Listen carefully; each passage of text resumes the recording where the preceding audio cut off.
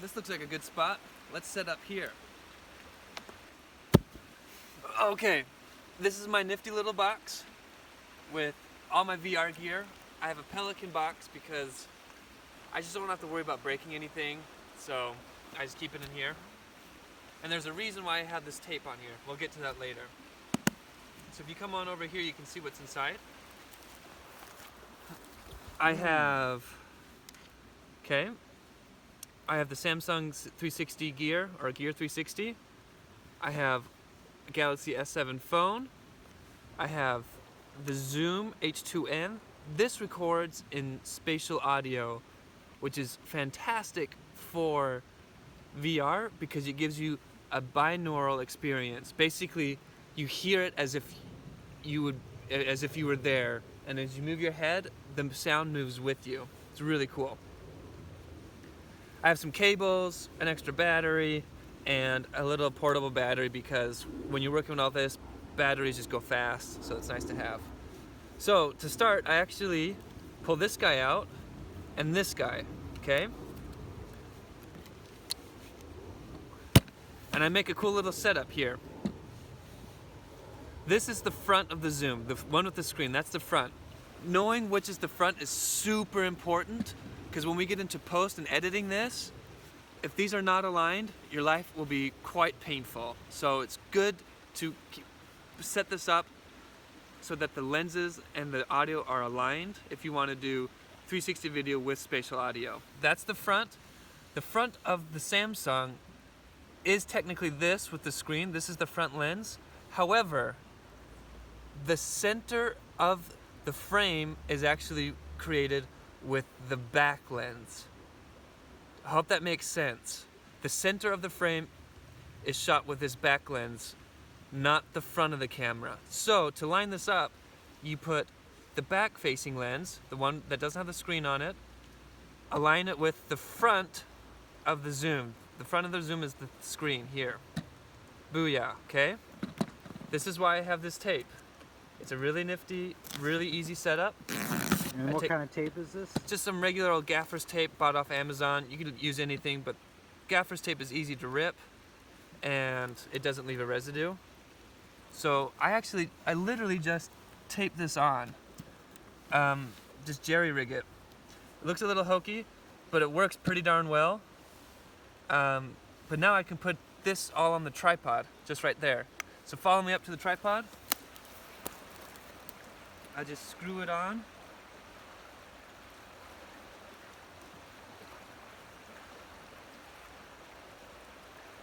And then I'll raise it up. Boom. That's pretty nifty. Just like that, I have 360 video and spatial audio rig. Boom. Low profile, ready to go. Let's talk about settings now. That's important. All right, I have to pull this out. Pull out my trusty Galaxy S7. Oh, silly Galaxy S7. I turn on the camera. The button's over here. There we go. That's on. The zoom is on. Okay. I'm going to configure the zoom first. It's thinking. Can you see the screen? Mm-hmm. Okay. I'm going to 360 video and audio. So I'm going to hit menu. I'm going to go to record. Go to record format. Nope, that wasn't it. Under record settings, I go down to the bottom, right there. It says spatial audio. If you just purchase a Zoom, or if you don't see that setting, it means you have to upgrade your firmware for the Zoom. Just look it up online off the Zoom website and you can download it and update your Zoom. The Zoom H2n is the only audio recorder I know of right now, at least with Zoom, that does spatial audio. So an H6 or an H4 won't do it. You click spatial audio, turn on. Okay, it says spatial audio right there, and we're seeing the different tracks. Great.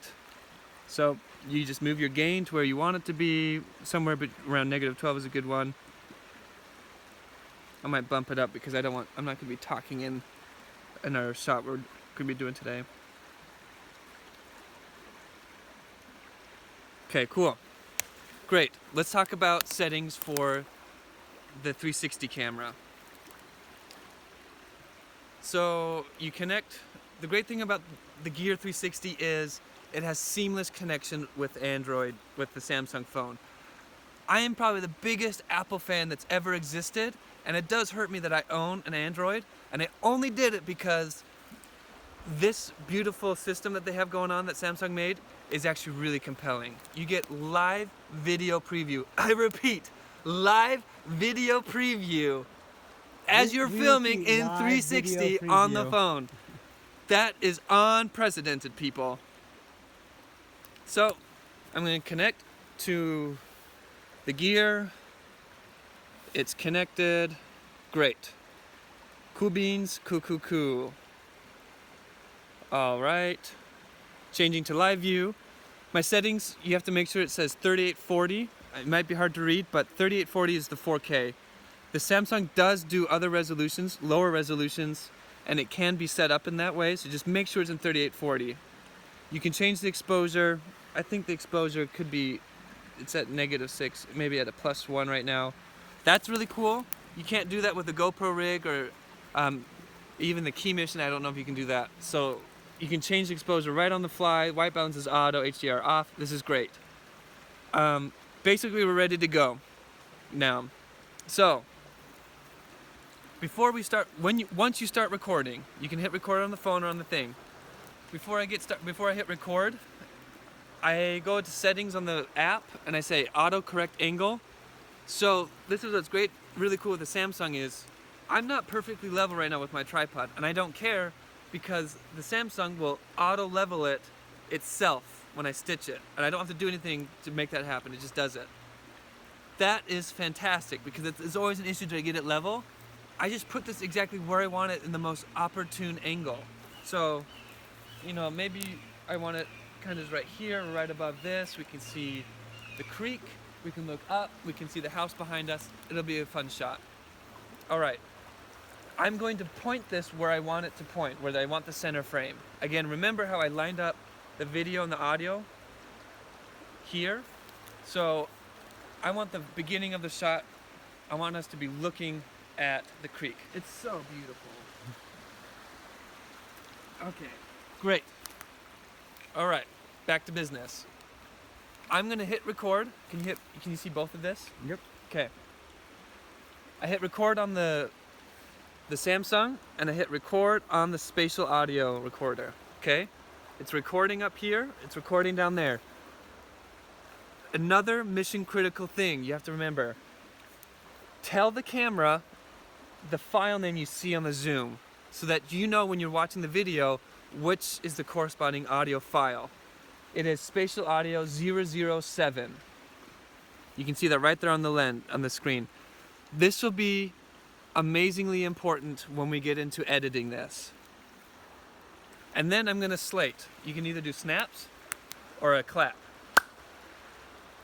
That gives you an audio sync, a really pronounced audio spike in the files so that you can sync these later really easily, okay?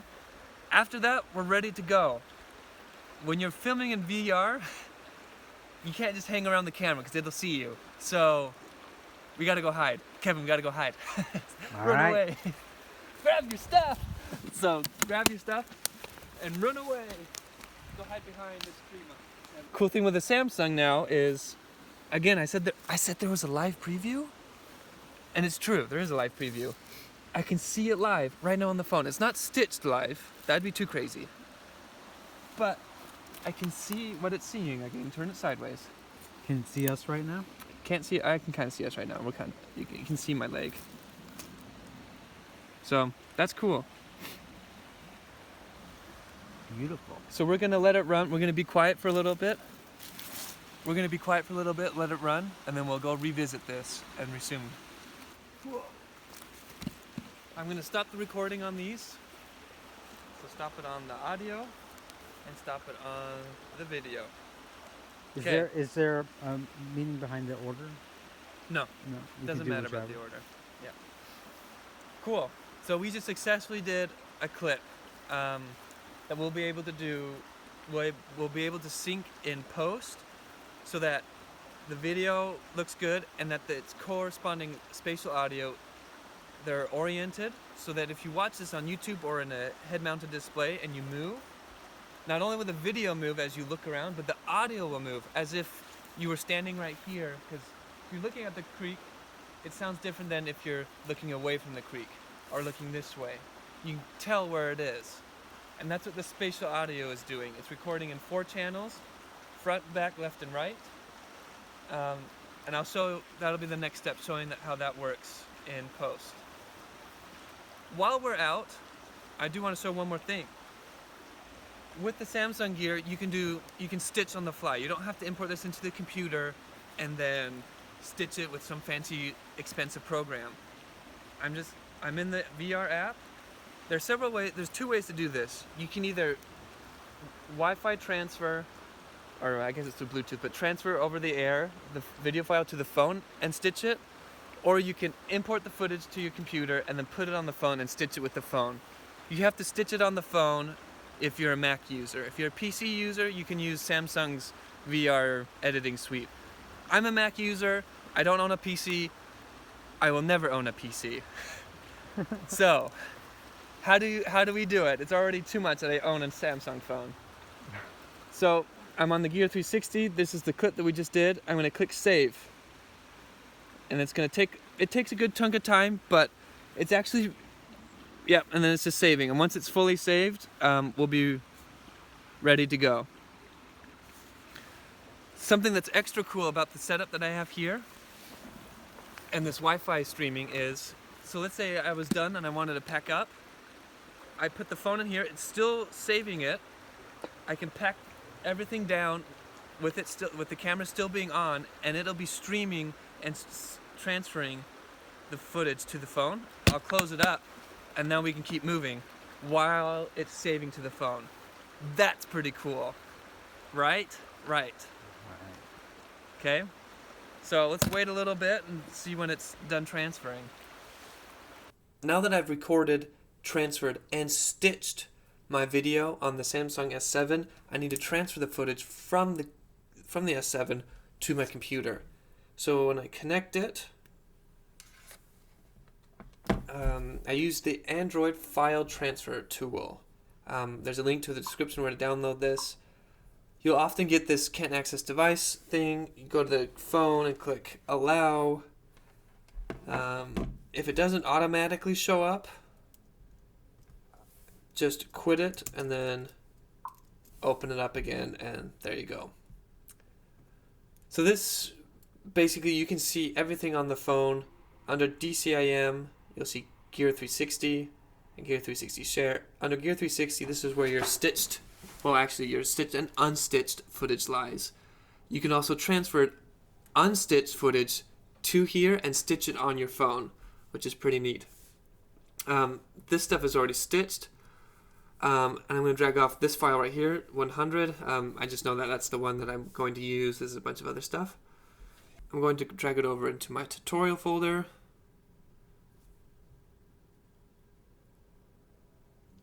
It's transferred. I've also already transferred the audio from the Zoom recorder. That's nothing difficult. That's nothing fancy. Just drag and drop. Now that I've done that, I'm ready to get started with the post-production process. So now that we've stitched our footage on site with the Samsung S7, we need to set up our computer and our sequence settings in Premiere so that we can import that footage and start working with it. Before you open Premiere, you need to download a few plugins so that Premiere can handle the spatial audio files. I have this link in the description. It's a support page from Google, Jump Help, First Order Ambisonics. That's just a fancy word for spatial audio. So you follow the links, install the Ambisonic plugin suite. I will download that. And as well as I'll come down here and download the Thrive binaural decoder presets. There we go. I'll have to find my computer, Mac OS, First Order, click on that. And looks like it'll just take a sec before it's done. Great. It's going to have me install it in the library folder. In order to get that, you need to go to Finder, Go, hold down the Option key on your keyboard and see how library shows up. Click on library. Great. Now that we have that, we can pull up our downloads. For the first order plugins, we need to put them in Audio Plugins VST. So, Audio Plugins VST. Great. You'll see that I actually already have them here because I've done this already, but I'm going to do it as if I had done it for the first time. It's the ambix stuff. I'm going to find it in my download right there, and I'm just going to copy and paste them over here. And I will do that actually right now just to show that it works. So I'll delete these, and I'm going to copy and paste them in the VST folder, just like that. Okay? First step done. Looks like we also have to download the binaural decoder presets, which are in the first link up here. So if I go to that page and go down to ambix binaural presets, that's what I want. Click on that. That downloads. And that's going to have us put them in a folder called ambix within the library. The binaural decoder presets downloaded. I opened them up here. Library in Finder doesn't have an ambix folder. It does here in this example because I've done this before. So to show to you how this works, I'm actually going to delete that folder. Careful not to delete any other folders, by the way. You can cause serious damage if you do that. I'm going to call it ambix. Goes up to the top there, and I'm going to drag over these binaural presets. There we go. Just like it said right there. Okay, and then in 1C, download the Thrive binaural decoder presets. Those are already downloaded. They're right here, and it wants us to put them library ambix binaural presets. So library ambix binaural presets in the folder I've just copied over from before, and I'm going to include everything in here, including this symmetric cube configuration. I'm not going to put it in any specific folder. I'm just going to let it hang out in there. Great. Now that we've installed those plugins, we're ready to open up Premiere. We'll create a new project. I'm going to call this tutorial. I'll call it VR tutorial. Save that and let's go. Great. Back in business. There are two types of settings that we need to do before we start to import footage. And this is actually important because if you don't do these settings before you import footage, Premiere won't treat your spatial audio files correctly.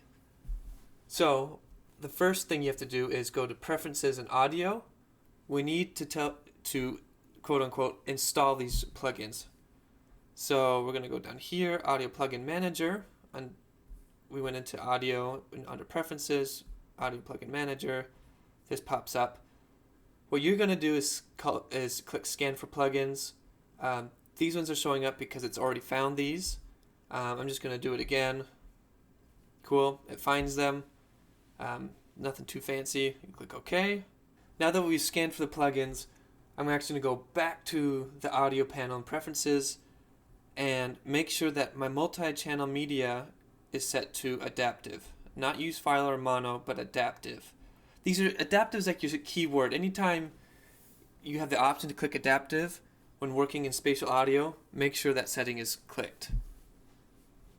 So click OK. So that means all of Premiere is going to treat my spatial footage or spatial audio as adaptive. Great, we're going to create a new sequence. And now, so in the sequence, I also have to tell the sequence settings to treat spatial files as spatial audio, as multi-channel things.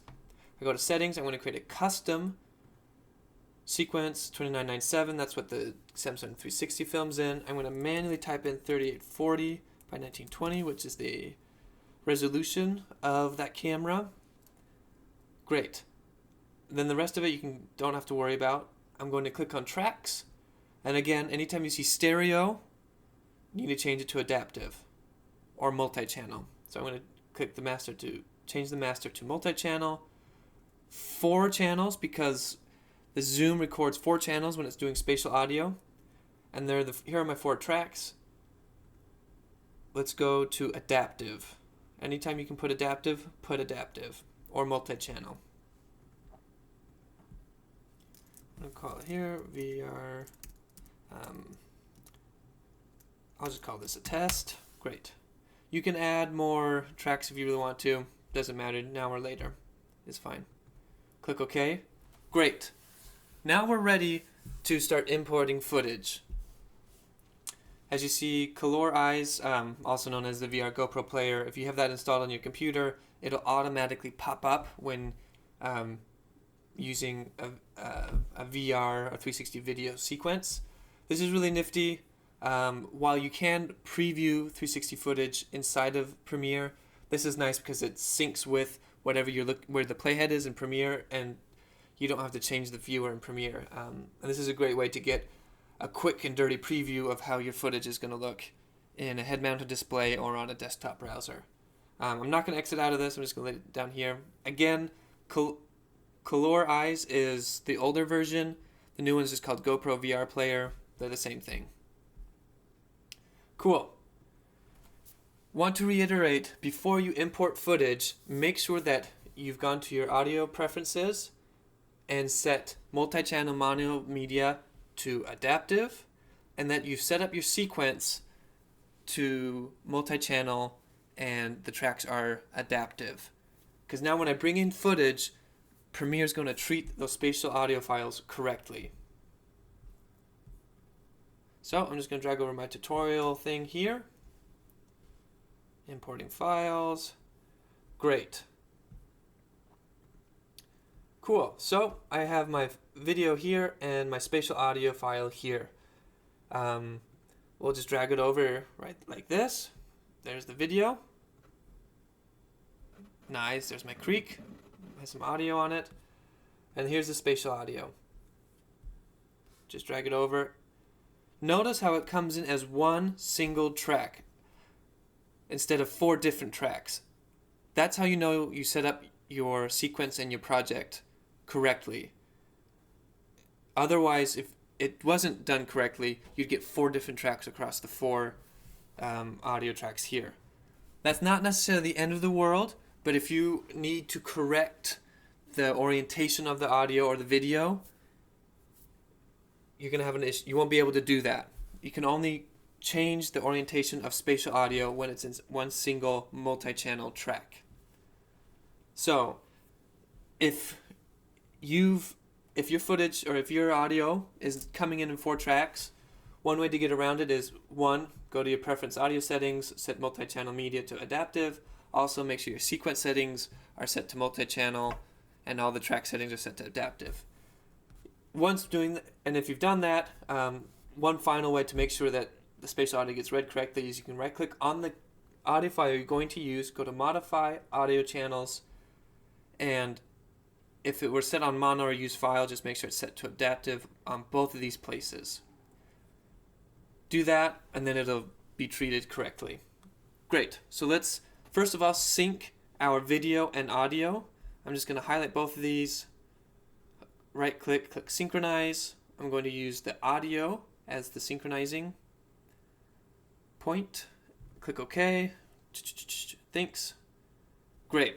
It's synced. Really easy. This is fantastic. I'm just going to cut off these things. Okay.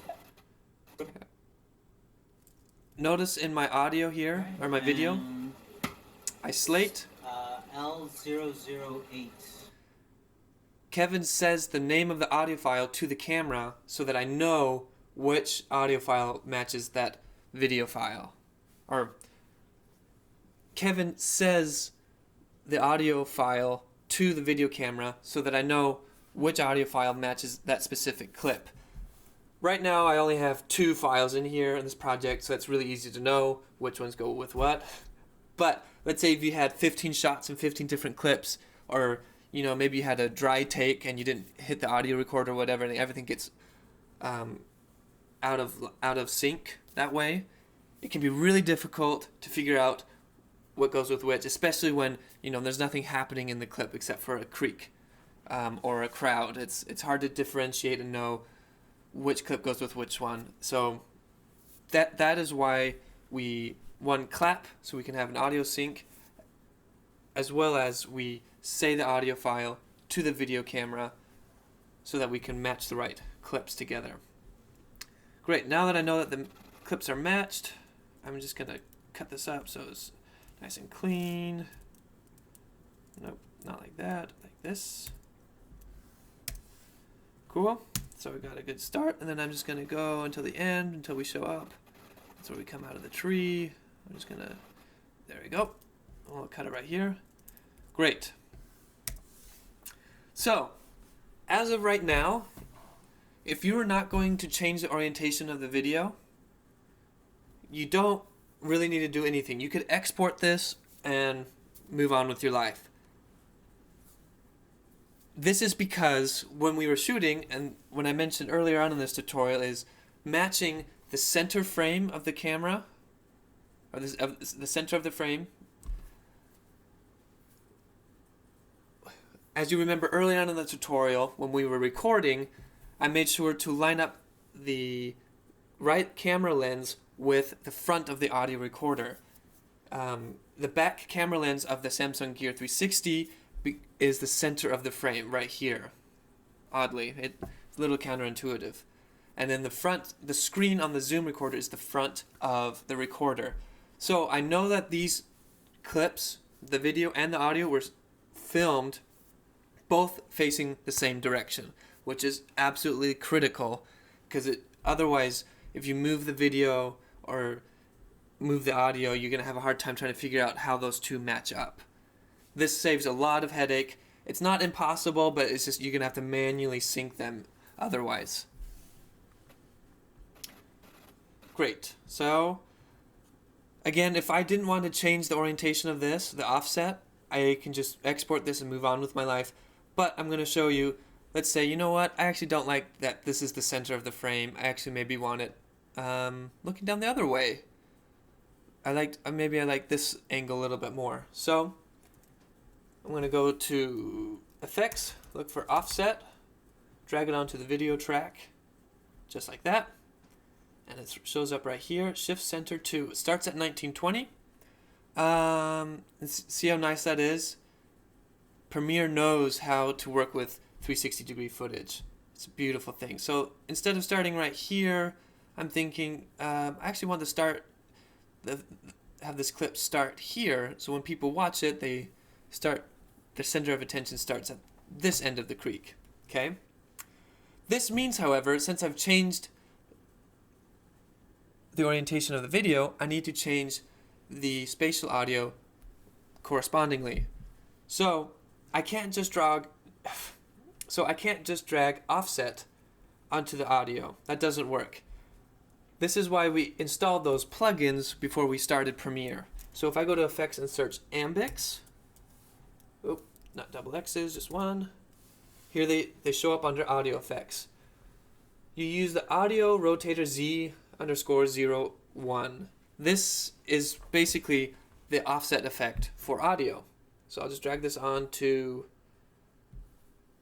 the audio file right there. Again, if this weren't a multi-channel track, I wouldn't be able to drag this effect onto it. That's another way you know that you haven't set up things correctly if you can't drag the Ambix plugins onto your audio file.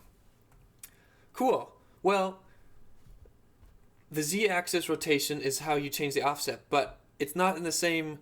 they don't use the same units as the offset for video. You need to convert the offset that you did for the video to degrees so you can do that correspondingly with the audio. To do that, you have to use an equation that Google provides. So I'm just going to remember this number here, what I shifted the center to, 318. It started at 1920, but now it's at 318. If I go back to this page here, under rotating, it says use this formula to calculate the rotation degrees for the corresponding audio track. Horizontal center shift, That's this number right here that we got, and then plug it into that equation and you'll get the degrees. So my number is 318.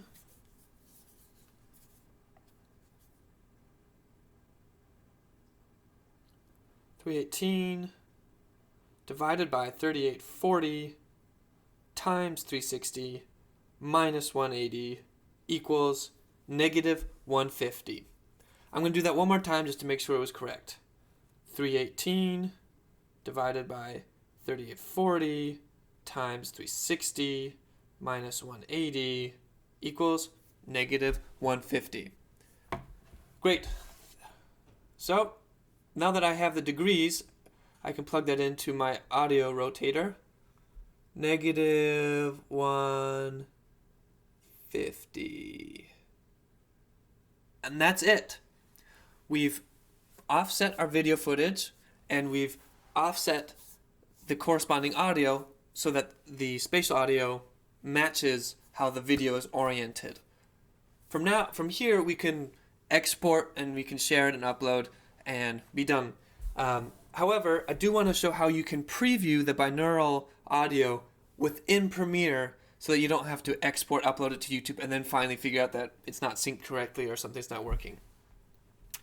So, to do that, go back to your Ambix effects and you use the Ambix binaural 01. You drag that onto your audio track. You click on Edit. You click on Open. And you go to Binaural Presets to Symmetric Cube. You remember that from the plugins that we installed. Click that, and now we're ready to go. So the way this previews is kind of it's not the greatest, but it works. I'm going to mute the audio track on the video, which you should also mute before you export, because that track is not necessary. Great. So if I had headphones in, as I play, I'm going to turn down the volume real quick. As I play, I can use the Z-axis rotator and just move the audio and hear the difference in the movement of the audio. You hear a little bit of clipping, and that's the previewer that's doing that. So if I turn off this previewer, the audio goes back to normal. The preview's not perfect. It does do that weird clipping, but it gives you enough so that you know that your audio is not broken and that you've done everything correctly. Again, going back to when you're on set or shooting in the field, if you line up the camera, the center frame lens with the front of the audio recorder, then you're never really going to be in doubt of how to orient these things because you know that there's at least one common point for both the video and the audio that you can work with. If you didn't know those, then life gets a little difficult. So I've previewed it. I think it sounds great. A little tidbit here, something that I've figured out is if 0 is looking forward, negative 90 is a 90-degree turn to the left. Negative 180 is a 180 turn to the left. 90 is a 90-degree turn to the right. And 180 is a full 180 to the back, to the right. That's my theory. I'm not exactly entirely sure that's correct, but in what I've been playing with, it seems like that's the case. Great. Well, I think this looks good. I've muted my audio track on the video. So now I'm going to export this. So I go to File, Export. Oh, I need to click on my timeline. File, Export, Media. So the funny thing is with spatial audio, it needs 4 tracks. And in order to do that, you can't export in a compressed form.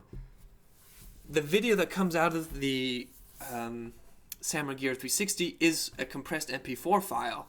However, I can't export back out into an MP4 file because I need the 4 audio tracks in order to produce a spatial audio file that I can upload to YouTube. So unfortunately, when you export, you're going to get an unnecessarily large file. But that's how it is. I'm going to go to audio, uncompressed, and again, remember every time you see stereo, you don't want stereo. I'm going to go to 4 channels. Great. Now I've done that with the audio. I just make sure the video matches up. It's a little off here. I don't want a DVC and codec. I notice if I hit H.264, which you'd like to do, actually maybe it is going to work. Let's see this. 3840. Yeah, this is why I couldn't get it to go. I can't seem to get the right resolution or the right dimensions of the video in H.264, so I end up just doing Apple ProRes 422. Maybe there's a better way to do this for the video compression, but this is the only way I can get it to match my video files. And even then, it's doing a little weird stuff. Square pixels, there we go. Make sure it's on square pixels. No. Great. That looks normal. 3840, 1920, so I'm using the maximum. Audio again is at 4 channels, so the output up here, lower quality 100, Apple ProRes uncompressed. Things are working. Great. I'll go back to video. I'm going to scroll all the way down and click video is VR. This means Premiere will inject some metadata, so if I do upload to YouTube, YouTube knows how to handle it, which is great. Lower first, yep. Cool. Now I'm ready to export. So I will export this. And it's going to take a little bit because the video, again, is exported at a lower compression than it really needs. It's just basically what this means is it's just going to take up extra hard drive space, more than it should. But that's how it is. If you find a better way to export the video and keep the 4 channels in the audio, let me know. The export took about 5 minutes or so, and the clip was only 1.5 minutes, so you can see that it takes significantly longer to export in relationship to the actual length of the clip. In order to upload now to YouTube, there's one final step. I'll minimize Premiere, and that's using the Spatial Media Metadata Injector, also something that Google makes. I'll put the link in the description. Basically, in order for YouTube to know, 1, that the video is 360, and 2, that it has spatial audio, it needs to have metadata injected into the video so it knows how to process it. Premiere, if I weren't using spatial audio, Premiere actually already puts this metadata in when I click that checkbox, video is VR. But since we also have spatial audio and there's not a checkbox for that in Premiere, we still have to use the Spatial Media Metadata Injector. You can download it here through Google. I've already installed it. Spatial Metadata Injector. Cool. It's just a little guy. It's nothing special. I'm going to open. I go find my video under exports. There it is. 6.5 gigs for 1.5 minutes. It's crazy.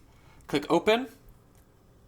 The spatial media tool knows that it's already 360. That's pretty smart. But I have to click as well. The video has spatial audio. Ambix ACN SN3D format. That's the format that the Zoom H2N records in when it's set to spatial audio. Just so you know. I click inject. It's going to make a new file. Test injected. That's good enough for me. And depending on how long your video, it takes a little bit for it to save. When it's finished, it will say successfully saved. Great. It says successfully saved. So now I'm ready to go. All you need to do is upload this to YouTube, and once it's done processing, you'll be able to view it online. Remember though, Safari does not support VR or 360 video. You have to either watch this in a Chrome desktop browser or on an Android phone.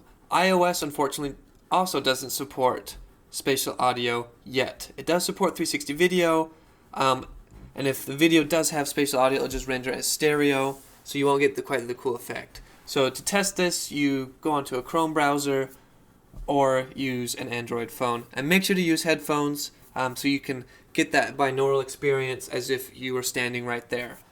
Cool. Well, thanks for watching.